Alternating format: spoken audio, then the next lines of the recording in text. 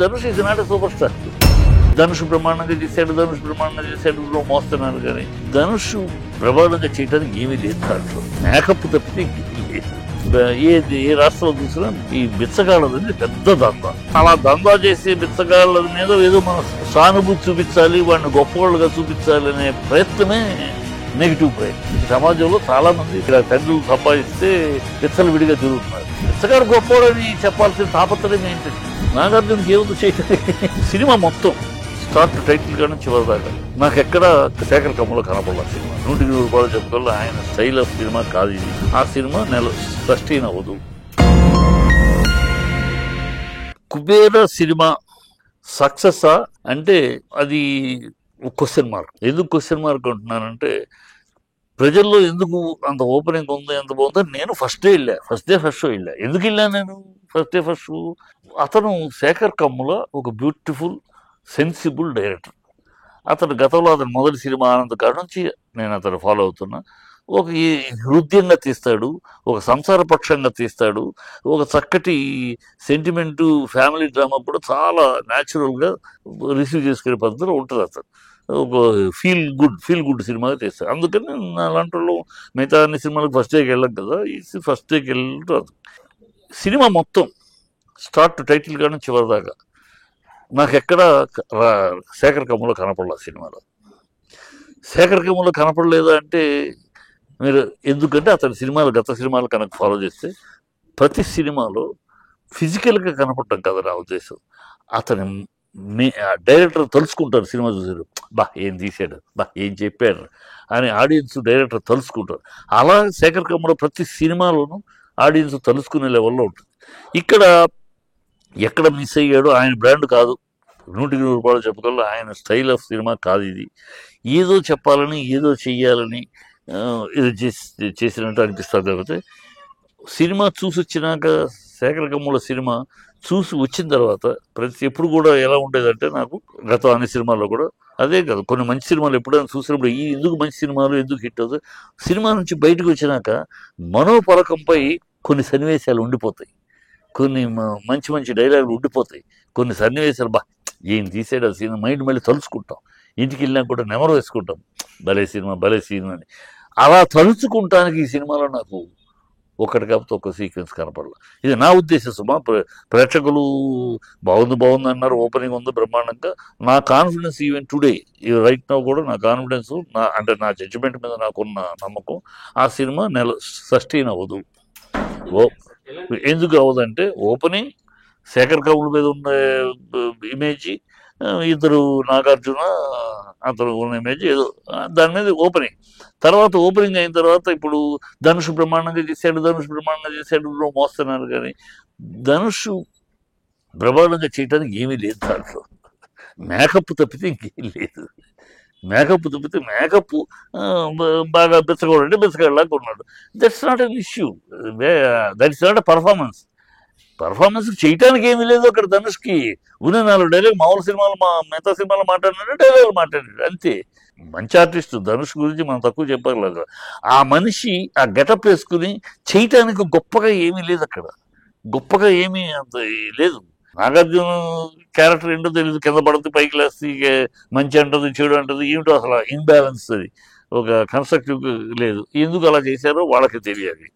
ఇతని క్యారెక్టరు అసలు Dhanush character ఔచిత్యమే question mark నా పాయింట్. ఎందుకంటే బిచ్చగాడు ఇవాళ ఈ సమాజంలో బిచ్చగాళ్ళతోటి మహత్తరమైన దందాలు జరుగుతుంది. బాంబే అవ్వచ్చు, బెంగళూరు అవ్వచ్చు, చెన్నై అవ్వచ్చు, హైదరాబాద్ అవ్వచ్చు, ఏ రాష్ట్రంలో చూసినా ఈ బిచ్చగాళ్ళది పెద్ద దందా. ఆ అలా దందా చేసే బిచ్చగాళ్ళ మీద ఏదో మన సానుభూతి చూపించాలి, వాడిని గొప్పవాళ్ళుగా చూపించాలి అనే ప్రయత్నమే నెగిటివ్ ప్రయత్నం. వాళ్ళ 2 రకాలు ఉన్న బిచ్చగాళ్ళు. ఇలా వ్యాపారం చేస్తున్న వాళ్ళు ఎక్కువ 80% వాళ్ళే. ఒక 20% ఎక్కడో బిడ్డలు దూరం చేసేసి బతకలేకు వాళ్ళ అసలు సిటీలో అలాంటి వాళ్ళు తక్కువ. నీకు ఇలా బిడ్డలు దూరం చేసి అడుగుతున్న వాళ్ళు ఎక్కడో రాజమండ్రి బస్ స్టాండ్ దగ్గర ఇంకొకటో వాళ్ళ ఊర్ల నుంచి విలేజ్ నుంచి పిల్లలు తరిమేస్తే ఎక్కడ తిండి లేక లేకపోతే పిల్లలు ఫుడ్ లేక ఆ విలేజెస్ టౌన్స్ దగ్గర తప్పితే సిటీల్లో కేవలం దందా ఇది. ఎక్కడెక్కడి నుంచో వస్తున్నారు, ఎక్కడెక్కడి నుంచి వచ్చి ఇక్కడ అడుక్కున్నారు. బీహార్ నుంచి తీసుకొస్తున్నారు. వాళ్ళు మాట్లాడే వాళ్ళు బెచ్చకాళ్ళు మరాఠీ మాట్లాడుతూ ఉంటారు, ఇంకో భాష మాట్లాడుతూ ఉంటారు. మీరు రండి, ఇప్పుడు నాతో పాటు వస్తే నేను రైలు చూస్తూ ఉంటాను. ఇక జూబ్లీ చెక్ పోస్ట్ దగ్గర, హైటెక్ దగ్గర వాళ్ళు అసలు తెలుగు మాట్లాడేవాళ్ళు కాదు. సో ఇది వ్యాపారం. సో ఈ వ్యాపారంగా ప్రజలకు తెలిసింది. ఈ బిచ్చగాళ్ళు అనగానే ఒక వ్యాపారస్తులు ఏదో గుడి దగ్గర బిచ్చగాళ్ళు కూడా, గుడి దగ్గర బిచ్చగాళ్ళు నిజమైన బిచ్చగాళ్ళు కాదు. అందులో 10% నిజమైన 90% అది బతుకు. వాళ్ళు ఒళ్ళు పనిస్తే చేయరు, పనిస్తే. ఇది వాస్తవాలు. ఇది అదర్ సైడ్ ఉన్నారు అందరూ. 100 మంది అలా అనడానికి కాదు, 10 మంది జెన్యున్గా బతకలేక బిచ్చగాళ్ళు అయిన వాళ్ళు ఉన్నారు. సో 90% ఇది వీళ్ళ మీద 90% ఫ్రాడు, మోసగాళ్ళు, పని పాట లేకుండా అడుగు దీని మీద గుడి మీద పట్టుకుని బతికేసేవాళ్ళు. వీళ్ళని మీద సినిమా తీసి వాళ్ళ మీద గొప్ప ఉదాత్తులుగాను ఉన్నతులుగాను చూపించాలనే ప్రయత్నము, ఆలోచనే నా ఉద్దేశం. Artificial force drama.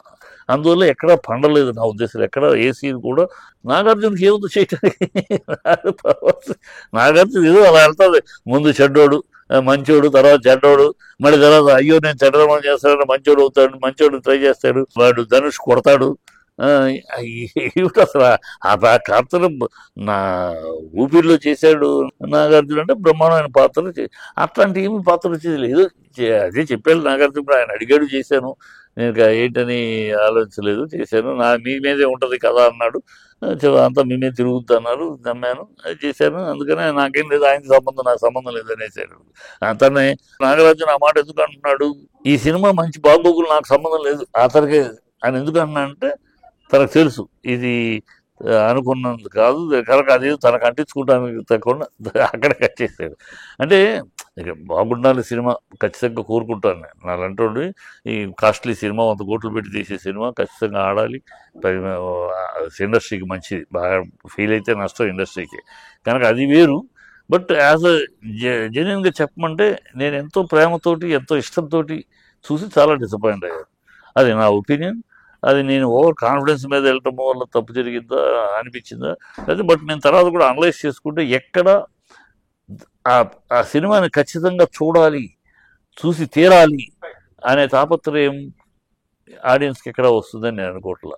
ఎందుకంటే బిచ్చగాడు కథ వేరు. బిచ్చగాడు ఏంటంటే ఒక డబ్బున్న వాడి కొడుకు, డబ్బున్న దీంతో వాళ్ళ సొసైటీలో డబ్బున్న పిల్లలు ఎలా తిరుగుతున్నారా అలా ఉంటే ఆ తండ్రి నీకేం తెలుసా, డబ్బు లేకుండా నా పేర్లు చెప్పకుండా నువ్వు బతికి చూడు అని చెబితే ఆ పిల్లలు నేను బతికి చూపిస్తాను వస్తే వాడికి జీవితం అర్థం, జీవితార్థమై అది కథ. అది అక్కడ ఈ సమాజానికి అవసరమైన కథ. ఈ సమాజంలో చాలామంది ఇలా తండ్రులు సంపాదిస్తే విచ్చలవిడిగా తిరుగుతున్నారు. వాళ్ళకు ఒక లెసన్ లాంటిది కదా. అందువల్ల అది బాగా ఇంపాక్ట్ ఎక్కింది. దీంట్లో అది కాదు కదా, బిచ్చగాడు నువ్వు మహాత్ముడు అని అంటే ఈ ఫ్రాడ్ బిచ్చగాళ్ళు ఎక్కువ కదా. వాళ్ళలో 100కి 90 మంది ఫ్రాడ్, 10 మంది జెన్యున్ అవ్వచ్చు. ఆ కథ తీస్తే పర్వాలేదు. ఆ 10 మంది జెన్యున్ బిచ్చగాళ్ళ కథ తీస్తే ఓకే. ఇప్పుడు ఎప్పుడో దేశోద్ధారకంలో సినిమా ఉంది, పాట ఉంది, ఆకలేసి అన్నం అడిగితే పిచ్చోడు అన్నారు దొంగ నాయాడు అని పాట ఉంది. బిచ్చగాడు వాడు బిచ్చగాడికి అవటానికి కారణం సింపతి ఉంది. తర్వాత వాడు రెచ్చిపోయి పాడటంలోనూ బాధపడటం అట్లా కాదు కదా. ఇక్కడ టచ్ చేశారు. ధనుషు బిచ్చగాడు అవటానికి కారణం అదొకటి, దాన్ని టచ్ చేసి వదిలేశారు. మిగతా అసలు బిచ్చగాడు గొప్పవాడని చెప్పాల్సిన తాపత్రయం ఏంటిది? అక్కడే నాకు ఫోర్స్ డ్రామా, నెగిటివ్ డ్రామా అనిపించింది, ఆర్టిఫిషియల్ అనిపించింది. అందువల్ల నన్ను అసలు డెఫినెట్గా సినిమా నా ఉద్దేశంలో నేను రేటింగ్ ఇవ్వాల్సి వస్తే 2 ఇస్తాను అంతే. 2, 5, 5కి 2 ఇస్తాను. అంతకు మించి ఇచ్చే సీన్ లేదు. తమిళ్ వేరు. మీకు తమిళనాడుకి తెలుగుకి తేడా ఉంది. తమిళనాడులో ధనుషు సూపర్ స్టార్, వాడు మంచి క్రేజ్ ఉన్న మాస్ హీరో. ఆ మాస్ హీరో వాళ్ళ ఆడియన్స్కి ఇంతటి మాస్ హీరో ఇలా ఒక సోబర్ వేషము, ఇలా ఒక బయస్సుడు వేషము వేయటం అనేది వాళ్ళకి థ్రిల్. మనకి Dhanush is not a super star. Dhanush ఏదో తమిళ్లో చేస్తున్నాడు, ఒకటి అర సినిమాలు మనకి అతను మిడిల్ క్లాస్ పిల్లాడుగా అతను చేసే క్యారెక్టర్స్ నచ్చి విఐపి ఇలాంటి సినిమాలు అంతే తప్పితే అతను సూపర్ స్టార్ కాదు. అదే మన మన దీంట్లో ఆ, ఇదే క్యారెక్టర్ సపోజ్ నా ఉద్దేశం ఇదే క్యారెక్టర్ నాని చేసాడు, దాన్ని చేస్తే ఎక్కదు. ఇంకోటి మాస్ హీరో ఉన్నవాడు పెద్ద ఇమేజ్ ఉన్న మాస్ హీరో చేశాడు అనుకోండి, ఇలాగో బిక్కి బిక్కి అమ్మా ఏంటి ఇది మాస్ హీరో ఇలాంటి వేషం చేశాడే అని మనం వింతగా చూస్తాం, యాక్సెప్ట్ చేయదు మన తెలుగు ప్రేక్షకులు. తమిళ్లో ఏంటంటే యాక్సెప్ట్ చేస్తారు, అందువల్ల కొంచెం తమిళ్లో బెటర్గా ఉంది. తమిళ్లో సస్టైన్ అవుద్దేమో కానీ నా ఉద్దేశంలో తెలుగులో సస్టైన్ అవ్వదు. ఈ వీకెండ్ అయ్యేటప్పటికి మీరు నేను చెప్పింది డ్రాప్ అవుతాయి ఖచ్చితంగా. ఇవాళ నిన్నటి నుంచే డ్రాప్ అయ్యి ఉండాలి.